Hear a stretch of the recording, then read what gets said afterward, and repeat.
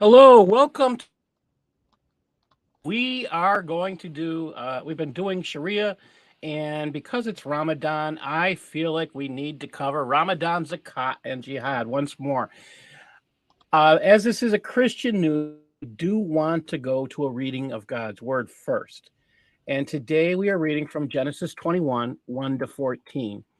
Part of the reason we're going back to Genesis is because I'm going back to Genesis in my study this week. And the Lord visited Sarah as he had said, and the Lord did unto Sarah as he had spoken. For Sarah conceived and bare Abraham a son in his old age. At the time, and Abraham called the name of his son that was born unto him, whom Sarah bare to him Isaac. And Abraham circumcised his son Isaac when he was 8 days old, as God had commanded him. Abraham was 100 years old when his son Isaac turned to him. And Sarah said, God has made me laugh, so that all that hear will laugh with me. And she said, who has said unto Abraham, Sarah should have given children suck? She'll breastfeed him, is what she's saying. For I have borne him a son in his old age.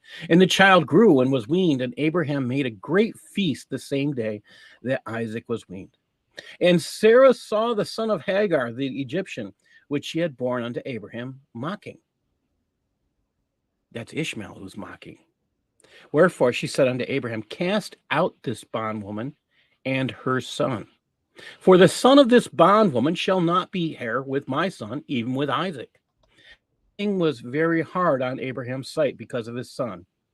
And God said unto Abraham, let it not be grievous in your sight because of the lad, and because of your bondwoman. If Sarah has said unto you, listen to her voice, for in Isaac shall your seed be called. And also the son of the bondwoman will I make a nation, because he is your seed.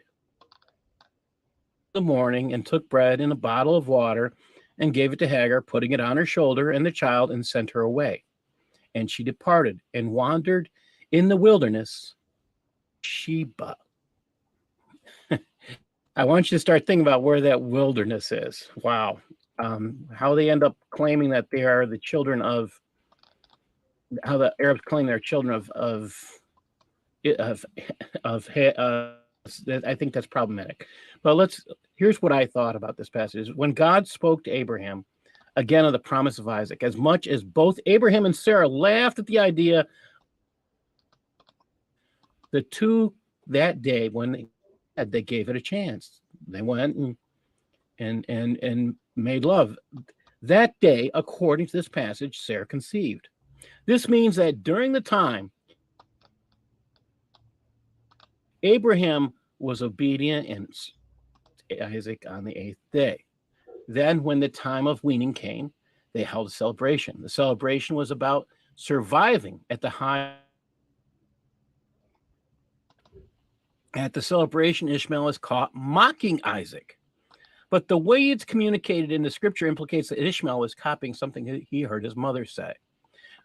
What is problematic here is that Ishmael was now a young adult. Hagar's choice to be rebellious to Sarah and Isaac had grown to the point it must be dealt with. Sarah brings the problem to her husband, Abraham. Abraham doesn't want his son Ishmael sent away, so God says, okay, send them off. Abraham then does what God says is right. It's important not to miss that Abraham did not want this, but God approved of it. Also important to grasp that Abraham and Sarah did not push Ishmael's sin on him, but on his mother. This should make us think about what behaviors we're teaching our children through what we say. Excuse me. Dear Lord Jesus, Lord, thank you for loving us even though we're fully deserving of punishment, Lord. You loved us first, Lord, and yet you still gave your life for us that we have eternal life. Lord, we're might be better examples to those around us, especially to our children. In your name, amen. Now, we are going to have some fun. Because this is a presentation I have put together with the sole purpose of talking about the things people are afraid to talk about. You're going to see here I'm going to do a little bit of playing, and we'll be moving where people are in here because I want to see how this looks. Let's see how that looks. There we go. Let's see if that works any better. All right. So I'm going to get over here. Jihad. It's Ramadan, or some people call it Ramadan Bamathon. Yet others still call it. Sharon, what was your name for it? Ramadan boom. Ramadan boom. That makes.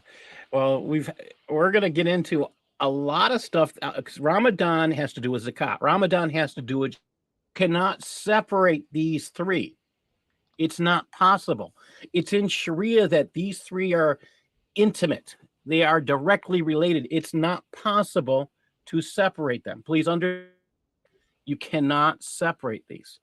Not a choice. All right. Let me show you why. Ramadan, the month of double blessings for jihadis. Published in the Egyptian daily Al Haram in July of 2012, then Mufti of Egypt, Ali Guma, wrote that Ramadan is and has been throughout the month in which Allah helps the Muslims to their enemies and grants them mighty victories. He viewed the conquest of Muslims throughout history during Ramadan. All right, and he's reviewing that. Think about that. Throughout the history of Islamic civilization, Ramadan has been not only a month of worship, this is from this same guy, all right, and growing close to Allah, the Almighty, but also a month of action and jihad aimed at spreading this great religion. Really? Did you hear that? It's a month of worship, growing close to Allah, and a month of action and jihad. How do they spread their religion? Spreading this great jihad. Yeah. Okay. It's a really peaceful group here. When that's the purpose of jihad, Paul. That's what they say. That's what the Sharia says. The purpose of jihad is to spread the religion of Islam. So yes, and here we have their leaders saying it. It's just funny, and yet some people are stupid enough to fall for this. History tells us this is a lie. I mean, when they say Islam means peace, it's a lie. Translation of the word Islam tells us it doesn't mean peace. So yes, let me finish this.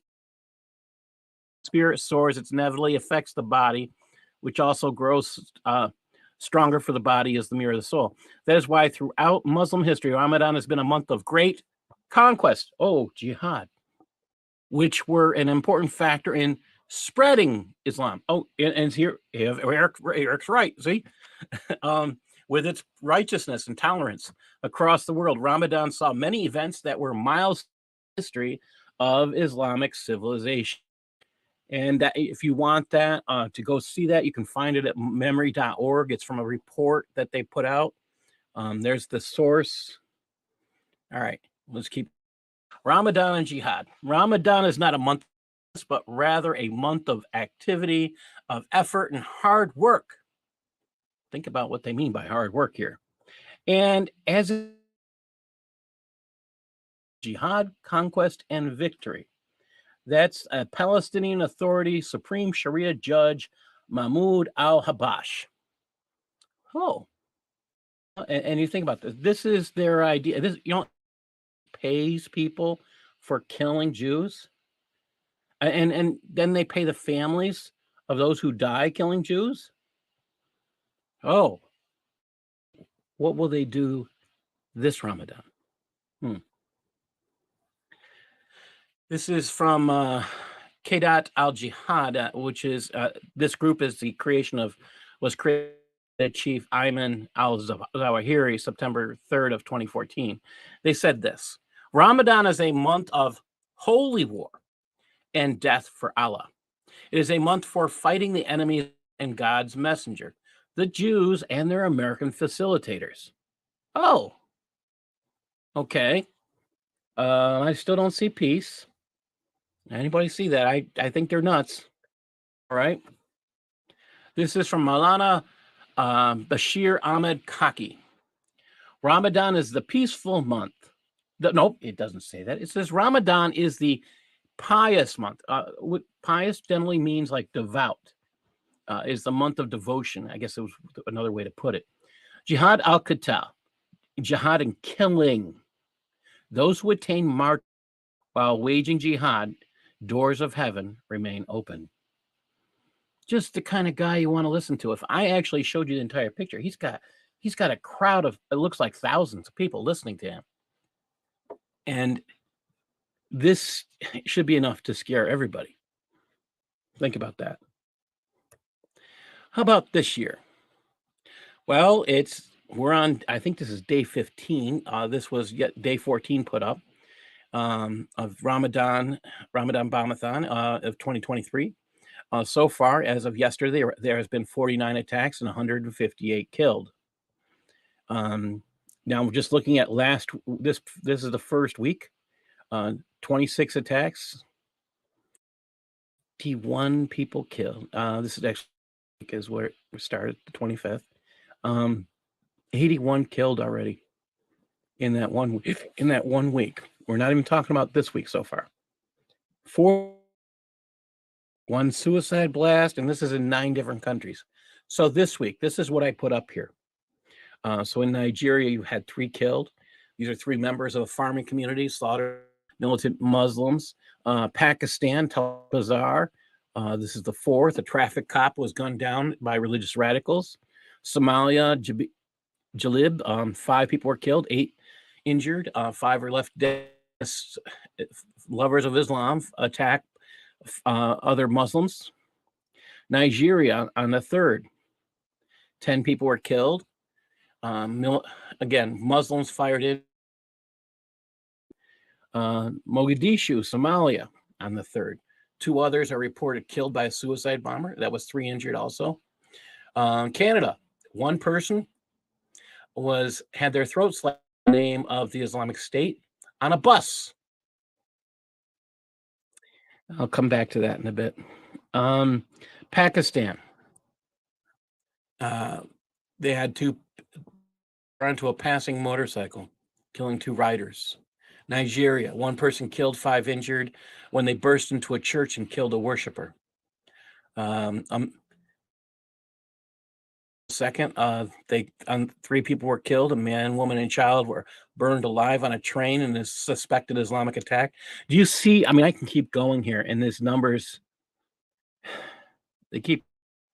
And you think about that, March 25th to the 31st, that's 7 days. I mean, it's a lot when you start thinking about all these deaths. And it looks like they're going to beat their record of last year. So I can't imagine that. The pattern doesn't fit their claims, which is, pretty sad. Yeah, it's frustrating. I mean, when I look at this, and I still marvel that people dare to say that Islam means peace. How killing in the name of jihad, in the name of Islam, in the name of their God, Allah, which is definitely not the God of a God of the Bible. This is, and I gotta make sure I have this article up, and I thought I had it up, and I don't. And let me double check, make sure it pulls up. Doesn't seem like it's pulled up yet. There we go. This is the terrorism charges. This is the knife attack that we're talking about in Canada. Abdul Aziz Kwam is alleged to have committed assault for the Islamic State. Again, he's a jihadi in Britain.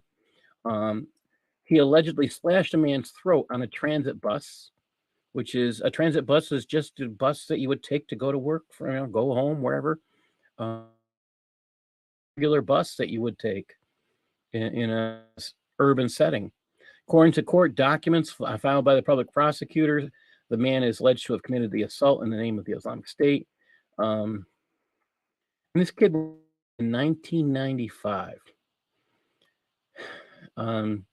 4 terrorism charges, attempted murder, aggravated assault, 2 counts of assault related to the attack, and traveling the Fraser Highway, 148th Street in Surrey, British Columbia, just after 9:30 a.m. on Saturday. I mean, young kid, 1995. It's not that. I mean, I don't think that's. I guess I look at maybe he's not that young, but it just the idea of killing somebody because of Islam. They just they're gonna say he's mentally ill. He brandished a knife. People were able to push the assailant away and escape unharmed, but I just think, all right, Islam. Here we go. I was just talking to Sharon about this one. This is in India. We're making bombs in self-defense. Anybody heard of bomb making being done in self-defense? I mean, really, would you put on a bomb, don't touch? I mean, that's what you'd have to put on a bomb for it to be self-defense. If you're don't go past this point.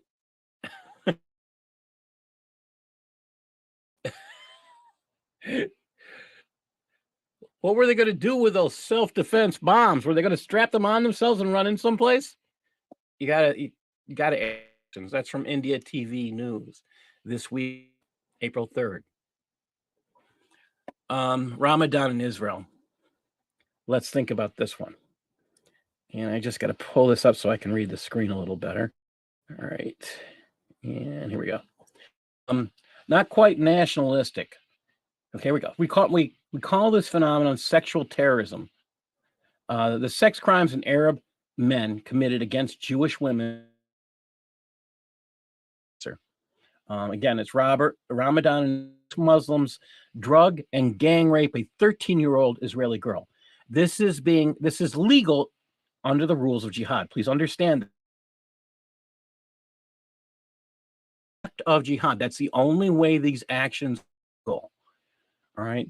They don't consider your laws wherever you live laws, unless your law is simply Sharia. The reality of the situation in France, a Muslim quoted the Quran while victim. A survivor of a Muslim rape gang in the UK has said that her rapist would quote the Quran to her and believe their actions are just Islam. Thus, it came as no surprise when Muslim France raped a girl and videotaped the rape while praising Allah, invoking the Quran. In India, a Muslim gave a Quran and a prayer rug to the woman he was holding. And the victim of an Islamic State jihadi rapist recalled he told me that according to Islam, he's allowed to rape an unbeliever. He said that by raping me, he's drawing closer to God. He said to me is his prayer to God. In India, a Muslim raped a 14-year-old Hindu girl and forced her to read the Quran in Islamic prayers. In Pakistan, another Christian woman recounted that her rapist was also religious. He threw me on the bed to Islam. She says she refused. She's not willing to deny Jesus. And he said that if she wouldn't agree, he would kill her. He had recited the Islamic profession of faith during the would not live amongst infidels. Really. And this is allowed thanks to the belief stuff is included as part of jihad. Now we've talked about jihad. Ramadan is where you skip lunch and you have two feasts. So you have a feast before you I mean, this is binge eating, people. You eat till you can't eat anymore. And then you still try and stuff and then you decide you shouldn't eat during the day.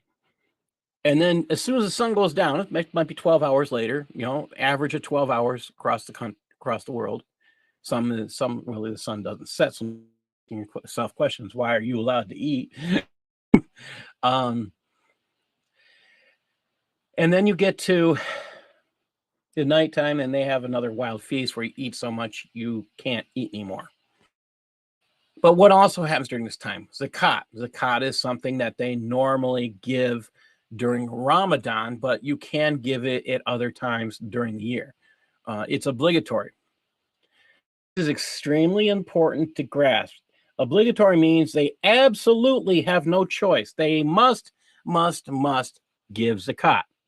Now you're going to see why I'm getting into this in a few minutes. From Reliance the Traveler, which is Sharia, Umda al-Salik, for every Muslim. It's obligatory for every Muslim, male, female, adult, or child, who has possessed a zakat amount. We're going to get into what that means. Think about that. And this is, you have to own it. Okay, it's not income tax, people. If you're in the United States, it's not your income tax. If you're in society, it's not an income tax. This is a wealth tax. Who's possessed a zakat payable amount. This is why you know it's a wealth tax. The following phrase, for one who possessed something for a year. We're going to get into what that means. Okay. Most of the pillars copy previous beliefs and practices. Zakat started with Muhammad taking 20 spoil, the booty, after raiding a caravan. This amount had to be set apart, including 20% of the slaves taken before the raiders or robbers could divide their earnings. Their earnings. Okay, I killed this guy. I get what he has wearing. Okay, I killed that one. I get what he has wearing, but I have to give 20% of what is to Mo. Or what's his name? Ahmed. No, Abdul. Well, yeah, keep thinking. Zakat paid during Ramadan. And this is something I was trying to learn a lot about, how is zakat done? And so I found this one. Can zakat be donated ahead of Ramadan? As they say, zakat can be. All these times include prior, during, or subsequent. Lots of Muslims donate their zakat during Ramadan, as this is when they're able to reap the most rewards. Oh, most rewards? You get rewards? Wait a minute. This is the month of double blessings for jihad. Oh, so if your money goes to jihad, you get double blessings? Pay attention, people. This is why money is paid during Ramadan. If your money finances jihad and somebody is eliminated as a result, you get a double blessing. This is why they pay zakat during Ramadan. Hello, Nikri, and thank you for joining us. This is going to be exciting. From around the world, we have people from Indonesia joining in today. God bless. Here we go. Zakat under Muhammad again. What Muslims give to zakat is what they own for a year. Think about that. Well, you $1,000 this year. Just imagine if you could. I mean, I'm not that much, but it would be nice. If you spent all of that, not one penny would go to zakat. Think about that. If you 100 grand and you spend every penny, it doesn't go to zakat. Now, the actual percentage they pay is 2.5% been owned for a year. This is one reason Islam is not seen as generous faith structure. It literally provides a way for a person not to give anything towards zakat by spending what you have. And this is important. 2.5%. Now, Christians give 10% of their income in what they call a tithe. All right. Does that mean all of their income? 10% of what you get? It doesn't say minus your taxes or what's taken out of you. That's up for the individual to make a choice on what they.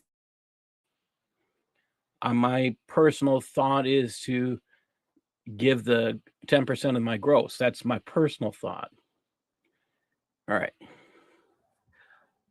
Here's the next part. However, if, again, regarding zakat, if the items purchased are clothes, cars, or anything physical, then they are required to make a 2.5% estimated value.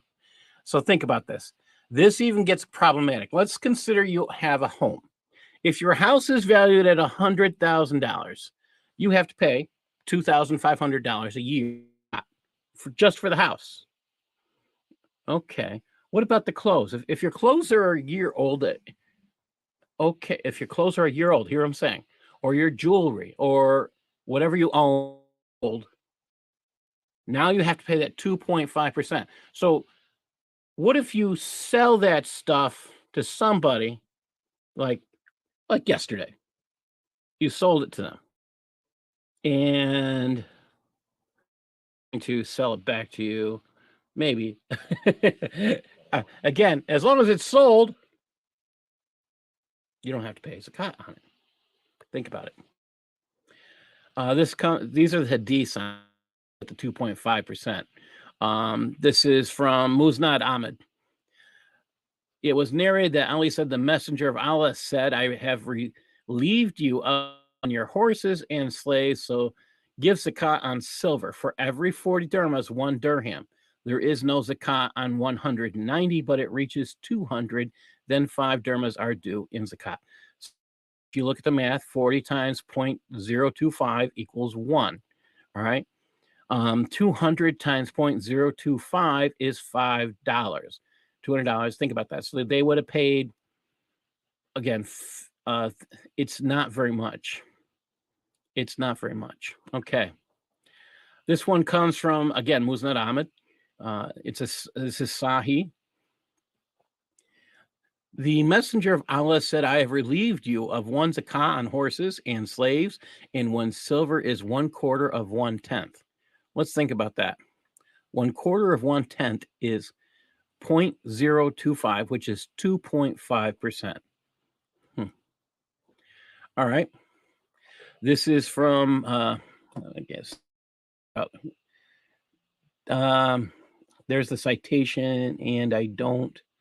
Okay. Yahya related to me from Malik, from Nafi. Abdullah ibn Amar used to adorn daughters and slave girls with gold.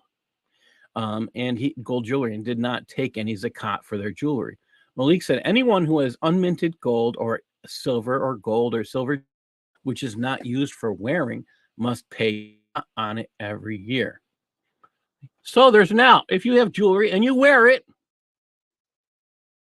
you don't have to pay zakat. So that jewelry that this year, she's got to wear it tomorrow. So she's got to wear it one day of the year. Or the jewelry, the guy, that ring that he has or whatever, he's got to wear it once The jewelry that grandma gave you, you got to wear it once a year, so you have to pay zakat on it. That's the insanity of this. Okay, so now you don't have to pay zakat on it if you wear it once a year. It's weighed in 1/4 unless it falls short of 20 dinars of gold, 200 dirhams of silver, in which case there are no zakat to pay. The zakat is paid only when jewelry is kept for purposes other than wearing.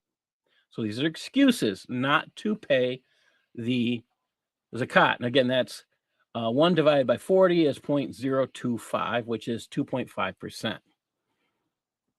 Okay, how about Muhammad required zakat of the dead? Did you know that? This is from Sunan al-Nasa'i. This is, okay, it says, Aisha, now this is from Aisha.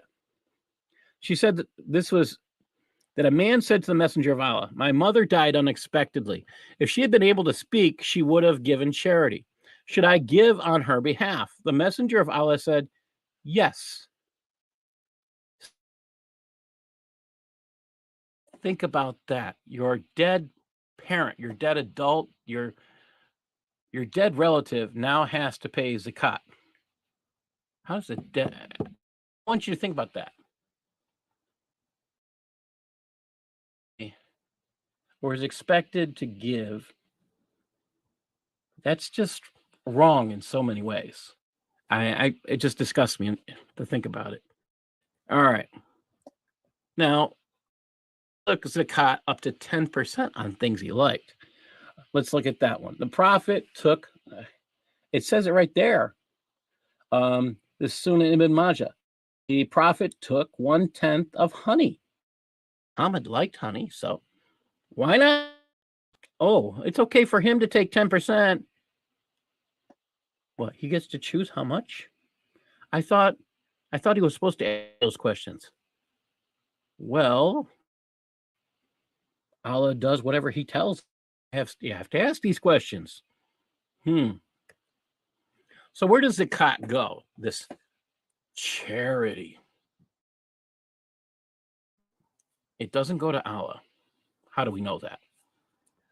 The Quran states in 960, surely alms are only collected to the poor and the needy and those who collect them, and to those whose hearts are inclined for the necks, which is ransom for slaves, and for debtors, and for the sake of Allah, son of the way, and Allah is knowing wise. Now, this verse poses problems, starting with how does Allah receive his portion? In addition, it's important to understand that Muslim scholars differ between the poor and the needy, something no other culture does. The next problem is this passage to those whose hearts are inclined, this to convert. I mean, you're people. Believe it or not, it's in Sharia that this is in Sharia. You bribe people to become followers of Islam. Can you name another faith structure, another religion that bribes people to become? It's insane. Why would you pay people? I'm sorry. Why would you do that? I can't that one. It makes no sense to me. Why would you do that? All right. Here we go. Get my mouse back over here. Okay. Muhammad took zakat to support the poor and needy for himself. Now think about that. So if Muhammad's taking zakat that's going to the poor and needy, is that incredibly selfish? Is it greedy beyond greed? I mean, this is the guy that's getting 20% off the jihad, and he's stealing from the. Is this really a follow?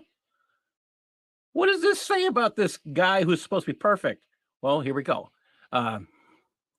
This is from Sahih Bukhari. Some meat was presented to the Prophet, given to Bara, the free girl of Aisha, in charity. He said, this meat is a thing of charity, but for Bara, but it's a gift for us. Wait. This freed slave girl who has nothing was given meat. Who gave the meat to her? It's probably Aisha. Okay. And Muhammad's a little jealous. Well, he wanted that. What did he do? Well, all of a sudden, you're like, okay, it's mine. And this is the perfect kind of guy the Muslims want to follow. Think about that. You follow a guy who steals from the poor. Oh, well, he steals from everybody else as well, but that's considered. I don't know where perfect comes in when you're stealing from people who have absolutely nothing, just been freed from slavery, and you're stealing. And they consider this guy perfect. Now think about if they consider stolen from someone just freed from slavery. Are you going to trust that person around your own materials, things? Would have a serious problem with that. That's just me. I would not be able to trust that person. All right, next. Here we go. Again, this Sunan al-Nasai. It was narrated Aisha that some meat was brought to the messenger of Allah. What is this? It was given to charity to Barira. He said it is charity to her. Again, this is the same hadith. It's just we've said again. Think about that. Again, this is said multiple times. It just enforces. Isn't he? How is he doing charity when he's stealing from the poor? Is that peaceful, or is that inciting to riot? When you steal from the poor, it's inciting to riot. Let's talk about these types of charity from a guy from their prophet who is supposed to be perfect, who steals from the poor. Zakat al-Fitr. We have number one here. He's it says it's supposed to be given to the head of the family before the start of the Eid prayer to the poor and less privileged. Okay. All right. Second type. Muhammad didn't do too good at that first one. Sadaqah is referred to any act of kindness done by a Muslim to another Muslim, be it smiling or financial support for their daily living. So you can support. Are you catching this? It's only to other Muslims. Zakat up above. That's only to other Muslims. Zakat al-mal, third type. 2.5% Muslim accumulated wealth yearly. I've been telling you it's a wealth tax. Here it is. On an Islamic site, it's a wealth tax. And the proceeds should be distributed among the poor and needy, more specifically saying distributed to the 8 eligible groups who can obtain zakat. So what are those 8 eligible groups? Well, if you H8.7, the 8 categories of recipients of zakat. So it's obligatory to distribute one zakat among 8 categories of recipients, meaning that zakat goes on besides them. 1/8 of the zakat to each share. First one, the poor. Okay, again, this is only Muslims, 12.5%. Think about that. Of that 2.5%, 12.5% of what you're giving goes there. If you're a Muslim. Okay. All right. And you're allowed to give people who are short of money. So if your child was short a few bucks or somebody else needs a few dollars to go, get a bus ride or something, you pay for their Uber. Okay. 12.5%. When you're done helping, you stop. Okay. You pay make sure you know what you're going to pay and put this all together. All right. Zakat workers. These are the administrative costs. Now, I went and looked up a Muslim imam be paid zakat. The answer is no. See, they have to be the zakat worker. So now you have to ask questions. Does the imam get paid? I'll leave that one for you Muslims to think about if the imam isn't paid through zakat. All right. Those are to be reconciled. Are to be reconciled? Those purchasing their freedom. Those in debt. Those fighting for Allah. These are jihadis. Oh, 12.5% must go to jihad. And this is why you get the double blessing. This is why they want to give during zakat. 12.5% of all of their zakat has to go to jihad. 8th one, travelers in need of money. You can send your friend on a trip, help pay for the trip, and you're done with that 8th category. Think about that. Those whose hearts are... It's bribery. You're paying Muslims. You're paying people to turn to Islam. Some of these things you have to wonder about the legality. In most countries, it's illegal to fund terrorism. Well, think about this. Think about this. God bless you, Reki. Bless. Some of these things are illegal. You can't bribe people. But is it illegal for someone to become Muslim? Probably not. But is it illegal to pay for terrorist actions? That's what you're doing. Absolutely. We put those people in jail in most Western countries. All right. Is this what Muslims say when they think others are what? No, here's what they write. Can zakat go towards building a mosque? Oh, this one got me when I saw this. It says Allah permits zakat to be spent in 8 separate ways. Here's what they wrote when they think others are watching. For those who are traveling and or stranded with limited supplies for the cause of Allah, those in debt, those in bondage, new Muslims and friends in the Islamic community, zakat administrators, the needy, the poor. So let's take a look. The cause of Allah. What is that? That's jihad, people. Did they say jihad? No. Didn't they? Because they thought you might be listening. All right. Those in bondage. So you're going to give money to captives and slaves? Let's go back here. Was there any money? Oh, it says those purchasing their freedom here. Oh, so you can only give them money if they're purchasing their freedom. It looks like you're giving money to slaves. Think about it. And it says new Muslims. This is the bribing of new people to become followers of Islam. Administrators, such as charities. So think about that. You can't build a new mosque with zakat. That's extra donations, or as what many faith structures bring. Okay. Again, there's that bribery. 1/8 of zakat must finance zakat. It's the equivalent of 12.5% of all zakat donated by a person each year that must go to paying for people who wage jihad. Some Muslims will claim it's a lie, but again, it's recorded in Sharia for everyone to see. Take a look. It's there.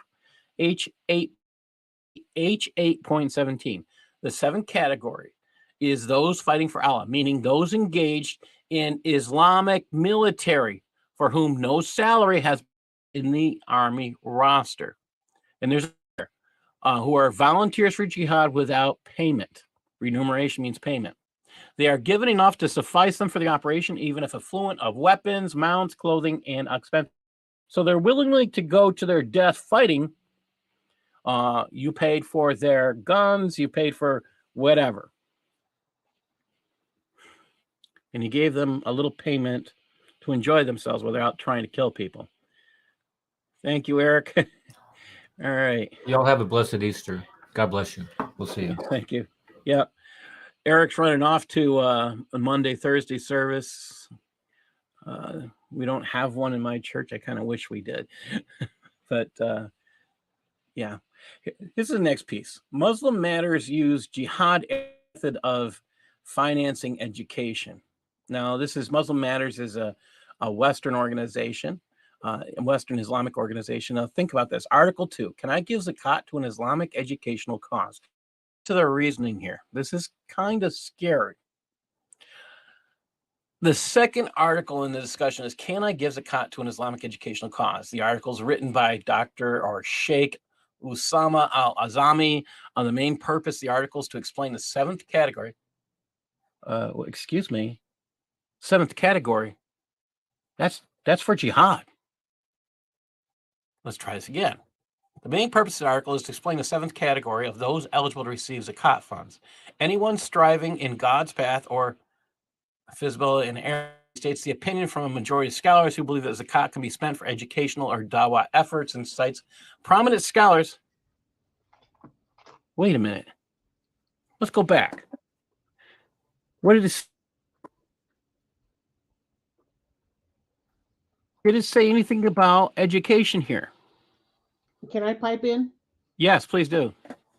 It's called infiltration and That's what I'm getting. spreading. Yes, Oh, thank I'm you. sorry. I just No, what I need. This is it. okay. This is. Go on. Tell them what it is. It's spreading propaganda. You know, the lies of what Islam is. You're doing it now. In most Western countries, they have infiltrated your public schools and your average schools through your textbooks. They now give approval to all textbooks. The Council on Islamic Education now approves almost all textbooks in them.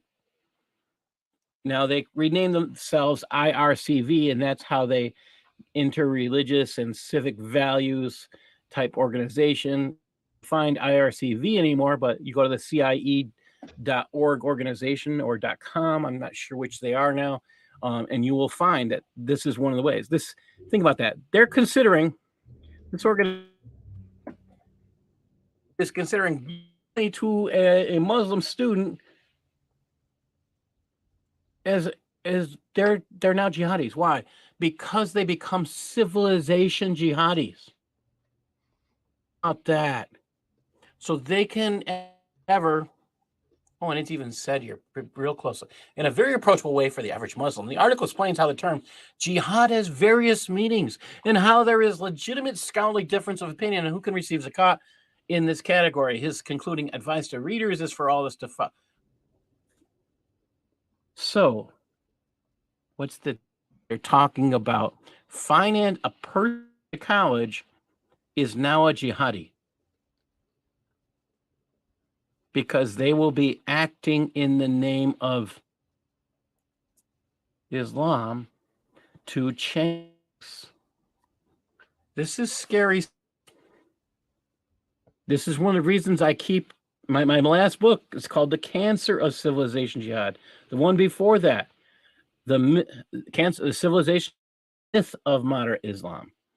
It's extremely important. Again, there is no moderate Islam. Even this is really saying it. Those people who are pretenders. Watch this. This is scary stuff.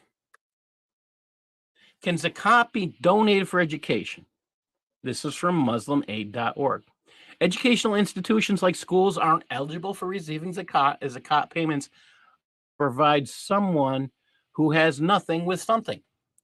However, if the students are eligible for zakat, are you catching this? If the students are eligible for zakat, they'll donate for them. So if you consider them jihadis, they're going to commit an act of warfare. It could be, on what stage are they in? Milestone are they in? Are they holding hatred in their heart? Are they in the pen stage of these 3 levels of jihad? Right, and they speak and misinformation to the public. Well, that would make them receive jihad. Okay, or are they actively taking part in a war? Start thinking about this. Islamic Charities discovered to Holy Land Foundation Relief and Development. Think about that. HLF was the largest terrorism financed trial in the United States. They supported Hamas and closed. They were closed by the federal government. ISNA, it's Islamic Society of North America, the Muslim Student Association, the Council on Islamic Relations, and many other mosques supported this as an eligible zakat group, indicating they knew it was financing jihad. Now, this is the part that bothers me. Can you trust in Islamic charity when it's recommended by the Islamic Society of North America, the Muslim Students, or CARE? Can you trust any of these groups, ICNA, when they're recommending a charity? Again, they knew. There was no way they didn't know, because this group would have been ineligible if they were what they said they were for zakat. Pay close attention to these charities. Let's talk about charities again. How about Islamic Relief? They supported Hamas on investigation. Again, the same organizations that supported the Holy Land Foundation support Islamic Relief. Many mosques have, again, supported this group. This group supports jihad. It's highly, highly documented. The Middle East Forum did a big expose on them a few years back. Take some time. If you want, you can't get that link, send me an email. I'll give you my email right now, BEREAN_research@yahoo.com. If you want more information on this stuff, I'll send it to you. This is really good stuff. Let's keep going. Islamic charities. Wow. Now, this one was really bad. This is one of the first charities closed in the United States, Islamic United States, because it supported bin Laden and Al-Qaeda. This one's caught after 9/11. one of them. And, it was very, very quick. And I think about how close this comparatively to what we knew. It means to me they were probably under some kind of investigation already. How about the Qatar charity?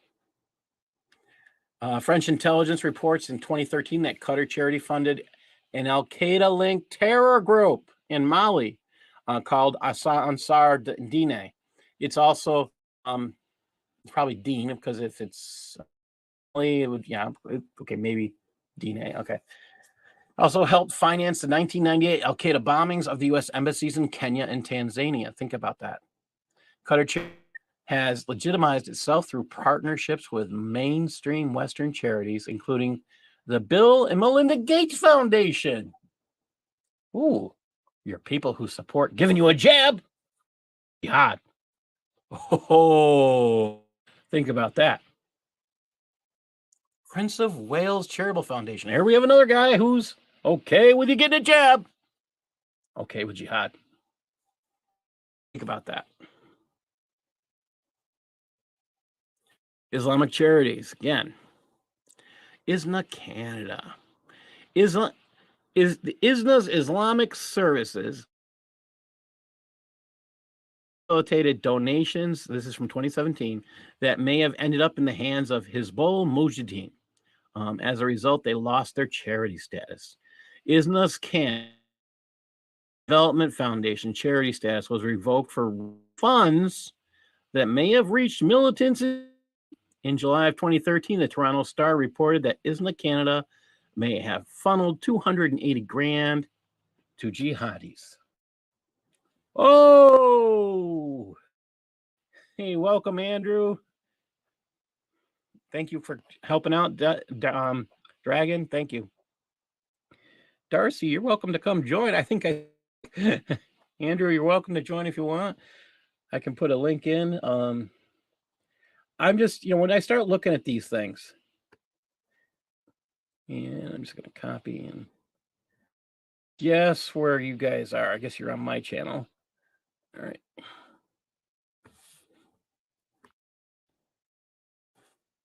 Some of these things you sit there like, and how can you trust Islamic charity? That's what it comes down to. How can you when you know this stuff? How about this one? Again, International Relief. This is another organization that's proven. Again, Canada listed it as a terror organization in 2014. When Canada is a terror organization, there's no other way to look at it. I'm sorry. I mean, if under Trudeau, anything goes.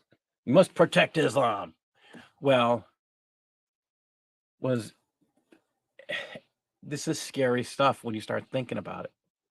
Again, I don't know if Trudeau was. I don't think Trudeau was in 2014. That might be the reason. I think that was just before him. But now it's protect the jihadis. Thank you. He's saying freezing. The sound is dropping off. Everybody else hearing this all right, or is anybody else the freezing? Or you were freezing, but it'd be like a word or two. It wasn't really bad, so I didn't say anything. Okay. But it could be irritating to somebody else. Yeah. Okay. That I didn't plug in directly to the router this time, so I was thinking I needed to do that, and I didn't. I will do that next time. Thank you. There's no downloading of anything right now. I'm sorry for not saying something sooner. Yeah. Oh, I'm sorry. yeah. I Well, apologize. I would have to drop out and come back. If it gets worse, let me know. All right, almost done here. Scary stuff. This one really freaked me out when I looked at this. The Benevolence International Foundation, created by Osama bin Laden, financed Al Qaeda, and guess what? It was here in the United States, and nobody did anything. Let's see. Wait a minute. Wasn't bin Laden and Al Qaeda responsible for the bombing of the USS Cole? Why didn't they do anything? They wanted to wait till we were attacked on our homeland? This stuff, I mean, how could we not know? That's where I get angry. How could we not know? Clinton, he even knew Bin Laden when bin Laden He had a chance to take him out. letter to Yeah. Clinton didn't do anything. I swear. I mean, we would have taken. I mean, Clinton a chance. He was asked, do we have a green light? Can we take out Bin Laden? He was too busy. No, let's not do it. Really? I want you to think about that. A person who doesn't act, who doesn't care, running the government. We can't blame right now because he has dementia. But we can blame those people who are committing the act of adult abuse. Oh, who would that be? It would be Jill Biden family and those who work in the West Wing who absolutely know Joe has dementia. And they are today, even allowing today, Islamic charities that support jihad to exist. Some of them have come back that we've mentioned today. Islamic charities that may support jihad. That's the Zakat Foundation. Think about that one. It's under investigation. Their house has written documents on it. There, and you pay attention to what's said. I mean, the public, here's the big key to it. The founder was the public relations officer for the Al-Qaeda Donation Center, BIF. Really? Think about that.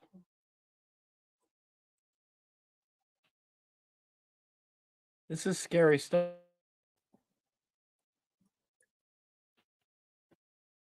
Now, I'm going to make this a little bit bigger so everybody can see this. And I'm just going to read this out. And I want you to think about it.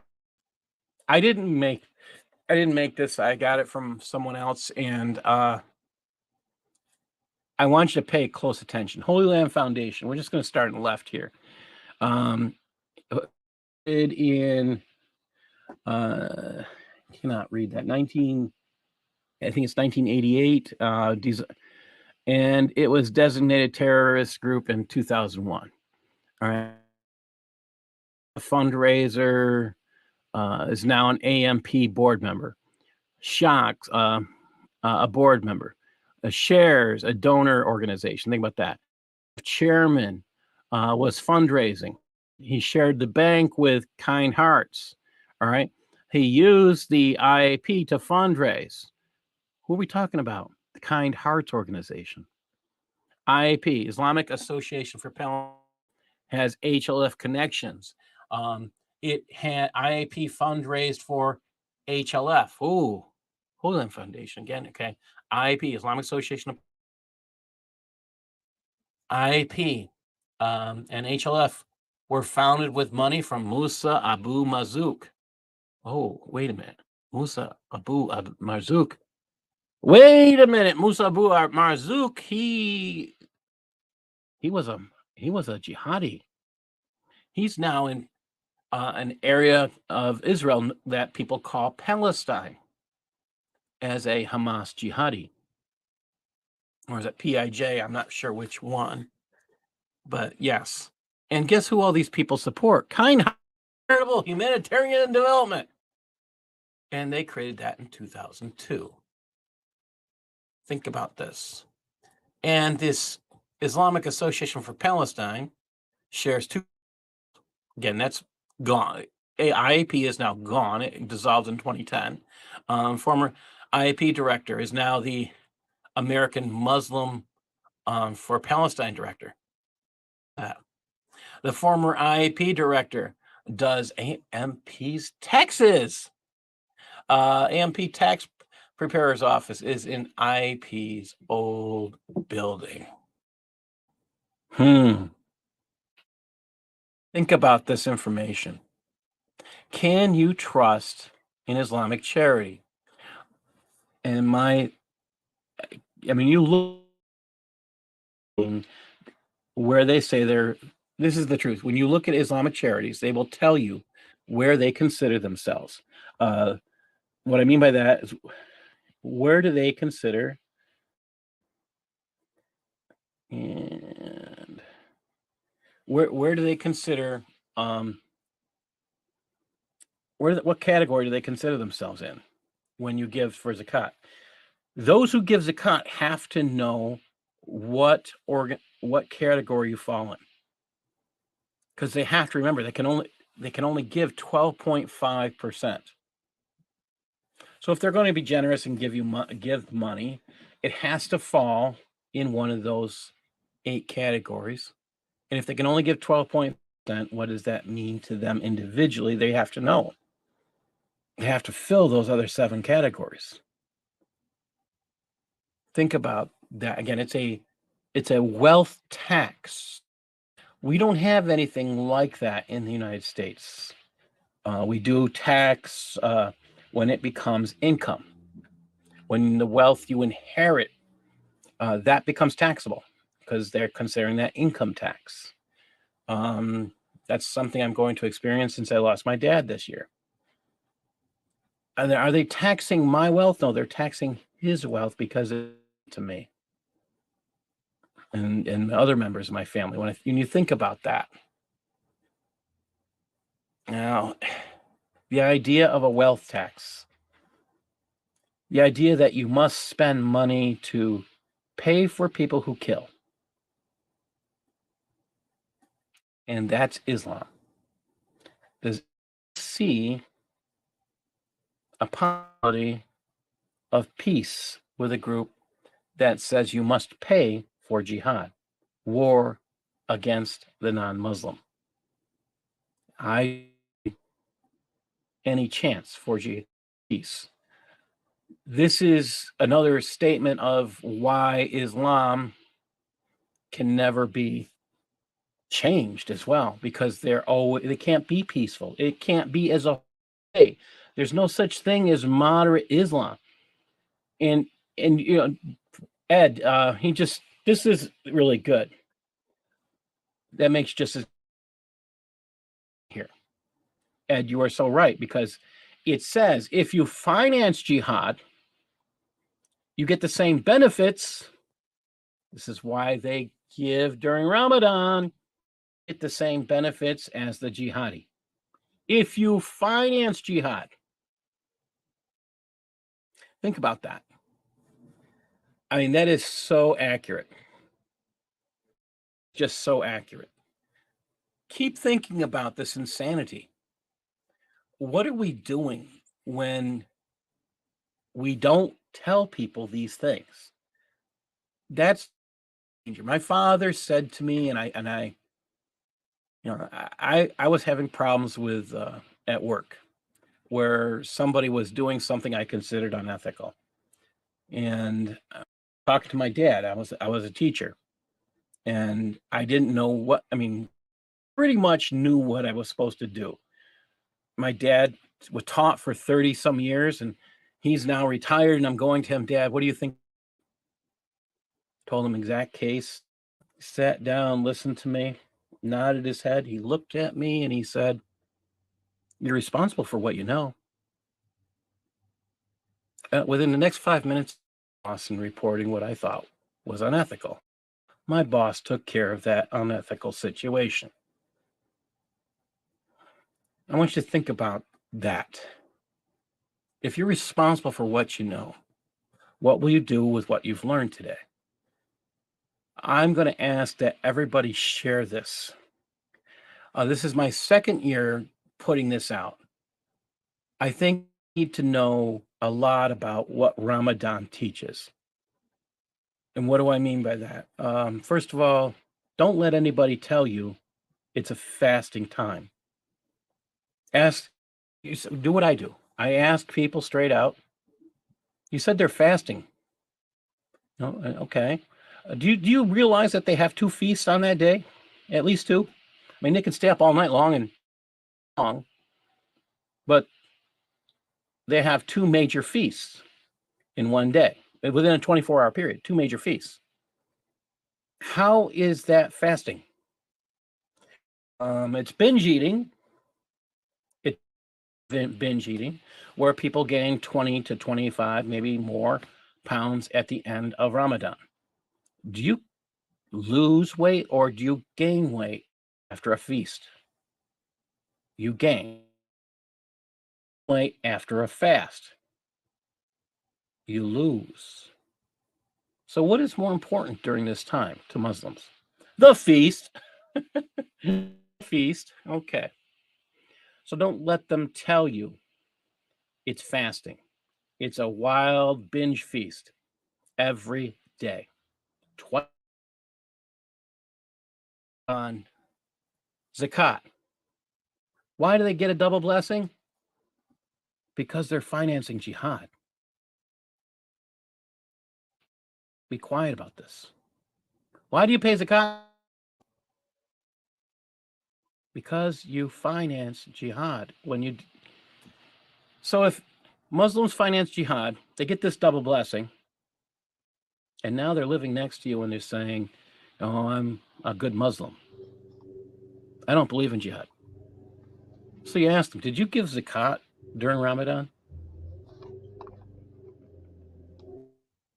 Oh, the war off. Think about that.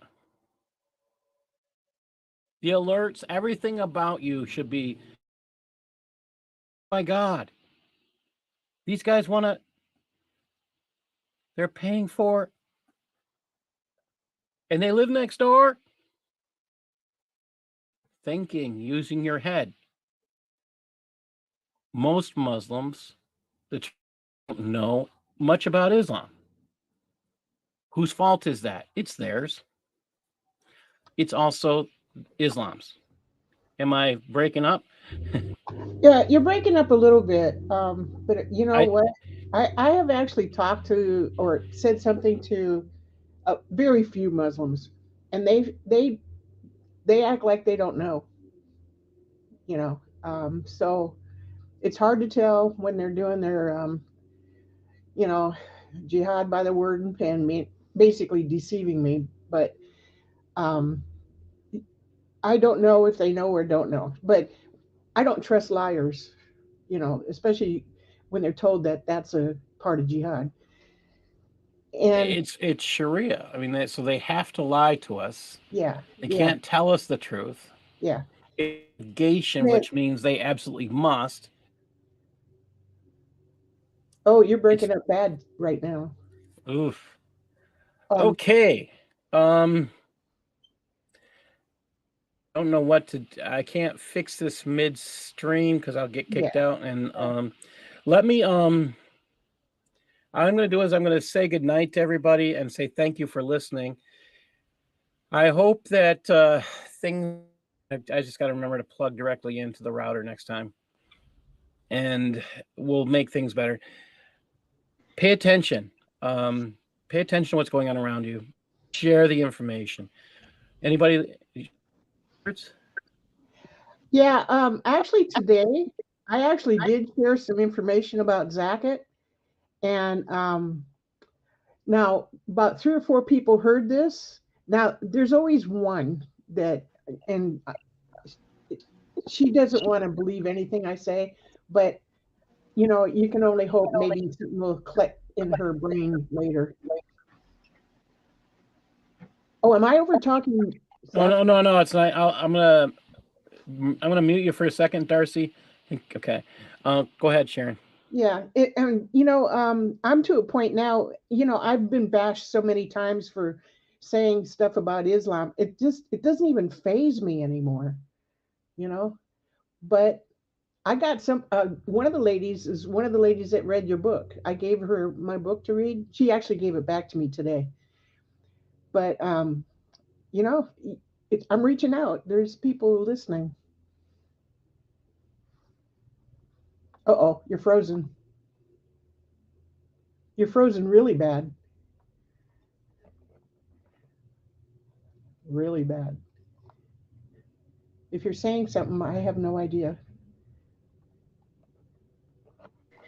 Okay, I'm gonna jump in. So my last, as always, statement at the end of the show. I can't stress enough. Do your own research. Don't just listen to us. Yeah, and I'm sure he'll come back. But yeah, do your own reading, research, and find out for yourself.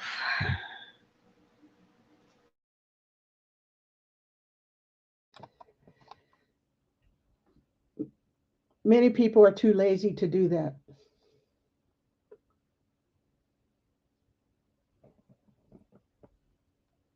Back. See what happens when you. I should have done this earlier. Sorry about that. Yeah, you really froze up at the end there. Yeah, that's what I should have done earlier. Was just change the plug. um, when I get I've had people pick up my book and not read it, and then say I'm a hater. I've had people say you don't read the book if you haven't read the first few pages. You might believe that I'm a hater. You need to read the first few pages. All right. You need to look at what I'm doing is providing a person who provides you documented evidence is not a hater.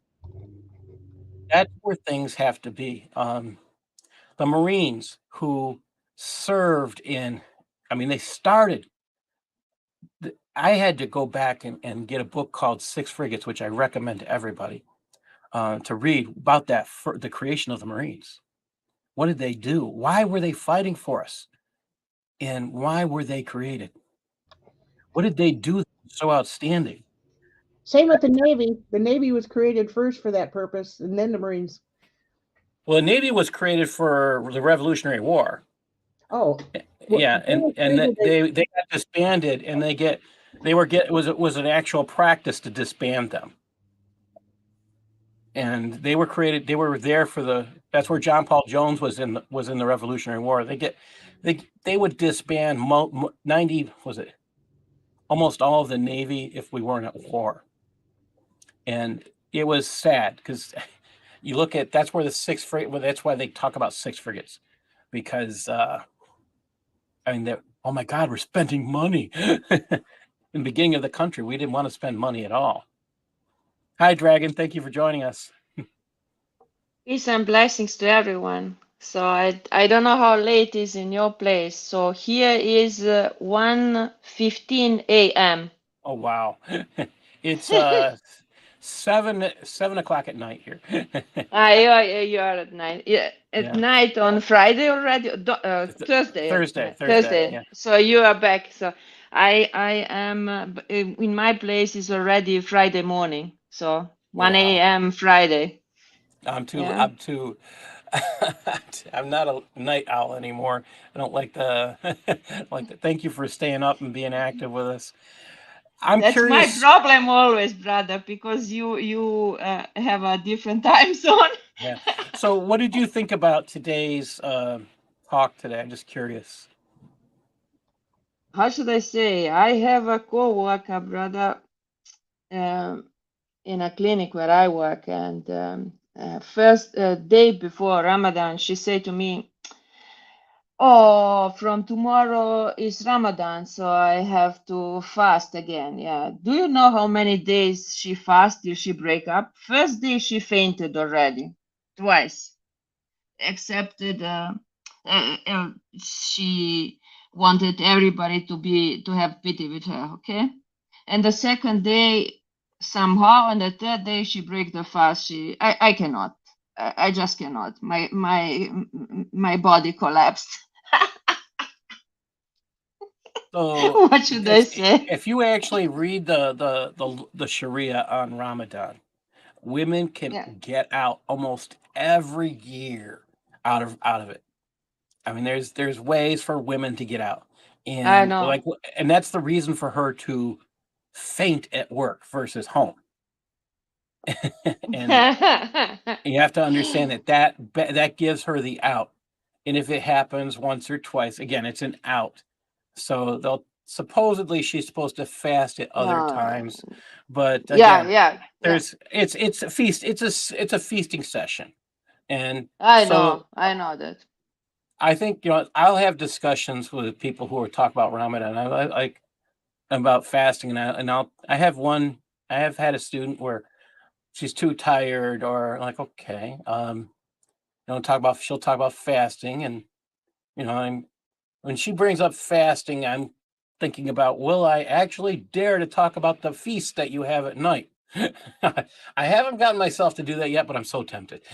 And but I'll talk with my friends and colleagues and other groups, and I say, look, this is, even though it's claimed to be a fasting period, when you binge eat, this is what I was just saying earlier. The people who binge eat, you got these food eating contests. Do they eat before they go to these food eating contests? No.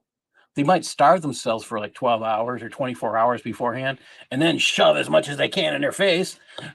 Oh, what's actually happening? Think about it. You're preparing yourself for binge eating. That's what the purpose of the fasting is, to prepare yourself for a feast. There is no fasting in Islam, because you don't fast for 24 hours. Yeah, yes. Isn't that stupid? That's not a fast. It's in fact it's considered unhealthy. Unfortunately, Google has, I was just saying earlier, Google has changed. There used to be an easily searchable stuff on Islam like that, the health repercussions of Ramadan, and you could find it. Even a couple years ago, I could easily find the information, and now I can't using Google. I have to go find a different search engine, because it was easily searchable. You could find numerous health conditions that were negative. We talked about your heart rates. It talked about blood pressure. It talked about the weight gain. That was the huge thing I discovered, particularly Islamic countries where these studies were conducted.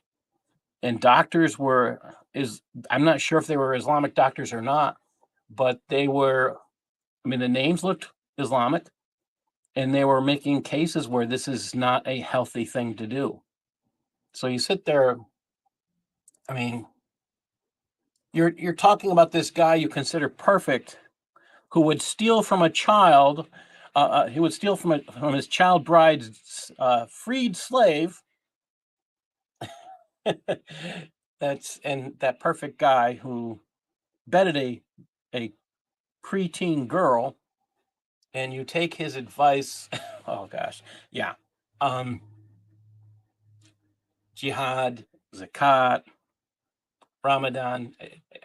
You fall for it all. I think you got to call yourself a sucker at some point.